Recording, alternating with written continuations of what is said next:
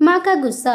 मनोज अपनी माँ से बहुत प्यार करता है। मनोज के पिता नहीं हैं। उसकी माँ हमेशा जब शादी की बात करती थी तब उसे डर लगता था। उसे लगता था कि उसकी पत्नी पता नहीं कैसी आ जाए और माँ और बेटे को अलग कर दे। लेकिन अब मनोज अपने आप को बहुत खुशकिस्मत मानता है क्योंकि उसको सुधा मिली है। सुधा और उसकी माँ में बहुत अच्छी बनती थी। दोनों माँ बेटी की तरह रहती थी। बहू अपनी सास से बिल्कुल बेटी जैसा ही बर्ताव करती थी। बेटी की तरह रूठ जाती और जिद करके अपनी बात मनवा लेती। मनोज इकलौता लड़का है। मनोज के पिताजी नहीं हैं। मनोज की आर्थिक स्थिति इतनी अच्छी नहीं है, लेकिन घर में शांति और प्यार होने के कारण वह मेहनत करके अच्छे से अपना घर चला रहा है। बहू और सास की इस जोड़ी की चर्चा अब मोहल्ले रिश्तेदार में भी होने लगी है। इनकी मिसाल दी जाने लगी है। लेकिन मनोज को नहीं पता था कि ऐसा कुछ होने वाला है। शायद दुनिया वालों की नज़र लग गई थी सास और बहू की इस जोड़ी को। एक शाम अचानक मनोज की माँ मनोज को ज़ोर से चिल्लाकर कमरे से बाहर बुलाती है। मनोज आता है और पूछता है, क्या हुआ माँ, क्यों चिल्ला रही हो? मनोज की माँ बोलती है कि तेरी पत्नी को समझा ले, अब बस बहुत हो गया। मैं इतने दिन से चुप चुप रही, लेकिन अब मुझसे नहीं होता। वो हर बात में मुझसे जिद करती है। इतने में बहू भी कमरे से आकर माँ से पूछती है, क्या हुआ माँ जी, आप क्यों परेशान हैं? माँ कहती है, तू चुप कर, मुझे तुझसे बात नहीं करनी। बहू कहती है, क्या हुआ, मुझसे कुछ गलती हुई है क्या? माँ बोलती है कि तू अपना ये नाटक बंद कर और मुझे अब तेरे साथ नहीं रहना है। माँ कहती है, बेटा तू मुझे गाँव छोड़ा। मनोज बोलता है, वहाँ कौन है और वहाँ क्या करोगी? माँ कहती है, वहाँ मेरा भाई है और मैं मजदूरी कर लूँगी, लेकिन अब इसके साथ नहीं रहूँगी। अब मुझे बची हुई ज़िंदगी वहीं गुजारनी है। बहू बोलती है, माँ जी आप कैसी बातें कर रही हैं? हमारे होते हुए हमसे कुछ गलती हो गई है तो बताओ। माँ बोलती है, तू तो मुझसे बात मत कर, तेरी माँ में नहीं हूँ। तेरी माँ वो है जिसने तुझे जन्म दिया पर तुझे कुछ सिखा नहीं पाई। बहू को थोड़ा बुरा लगा। माँ जी आप क्या कुछ भी बोल रही हैं? आपकी तबीयत ठीक है?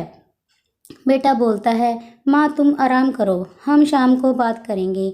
माँ एकदम से जिद पर अड़ जाती है, मुझे अपनी अभी गांव छोड़कर आ, अब मुझे यहाँ नहीं रहना।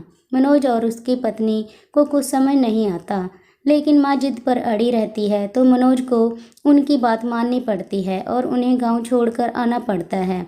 घर आकर फिर वो अपनी पत्नी से बात करता है और वो पूछता है कि तुमने उन्हें कुछ कहा क्या जो माँ जी इतनी बिगड़ गई? पत्नी बोलती है, इस उम्र में अक्सर यह होता है, चिड़चिड़ापन आ जाता है। हम 2 दिन बाद माँ जी को वापस ले आएंगे, आप चिंता मत करें। 2 दिन बाद फिर बेटा और बहू दोनों गांव जाते हैं। बहू को देखते ही माँ फिर से चिढ़ जाती है, कहती है, तेरी हिम्मत कैसे हुई मेरे सामने आने की? मैं मर जाऊं तब भी तू मेरे घर मत आना, मुझे हाथ मत लगाना।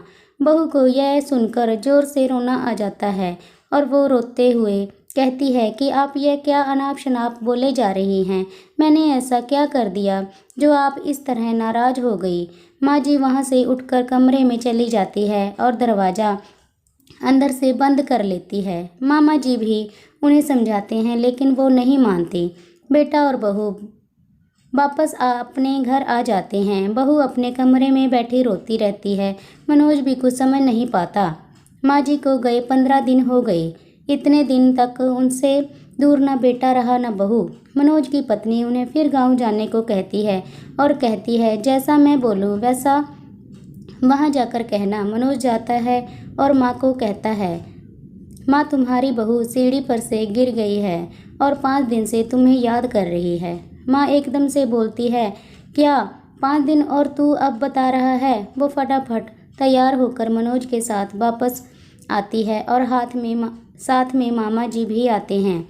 माँ घर पहुंचकर जोर से पुकारते हुए दरवाजे से आती है, बहू बहू, और बहू के कमरे में जाकर बिस्तर पर सोई बहू के गले लग जाती है और रोने लगती है। बहू भी माँ जी से मिलकर रोती है। फिर बहू कहती है, जब आप इतना प्यार करती हैं तो वहाँ क्यों बैठी हैं 15 दिन से? माँ जी कहती है, तुमने झूठ बोलकर मुझे बुलाया। हाँ, पर पहले यह बताओ आप ऐसा बर्ताव क्यों कर रही थी? आपको मेरी कसम माँ जी। बहू के फिर गले गले लगती है और कहती है, बेटा उस दिन जब मैं मंदिर से आई तो मैंने तुम्हारी और मनोज की बातें सुन ली। तुम बोल रही थी कि अभी हम बच्चा नहीं कर सकते क्योंकि उसकी ठीक से परवरिश नहीं कर पाएंगे। मैं तुम दोनों पर बोझ बन गई। मेरी वजह से तुम ना जाने कितनी चीज़ों से समझौता कर रहे हैं। इसलिए मैंने ये नाटक किया ताकि तुम दोनों यहाँ रहो और अपनी ज़िंदगी और अपने सपने और अपने बच्चे को इस दुनिया में ले आओ। मैं अब कितनी दिन रहूँगी? बहू और मनोज दोनों भी माँ जी की बातें सुनकर रोने लगे। बहू बोलती है, अगर आप दोबारा ऐसा करेंगी तो हम कभी अपना बच्चा नहीं करेंगे। मनोज कहता है, माँ अब तुम भी यही रहोगी और दादी बनोगी। हम साथ रहेंगे तो सब अच्छा होगा। फिर माँ जी वहीं अपने बेटा और बहू के साथ फिर रहने लगी। मनोज और सुधा उनका ख्याल रखते हैं। धीरे धीरे मनोज के काम में तरक्की हो रही है।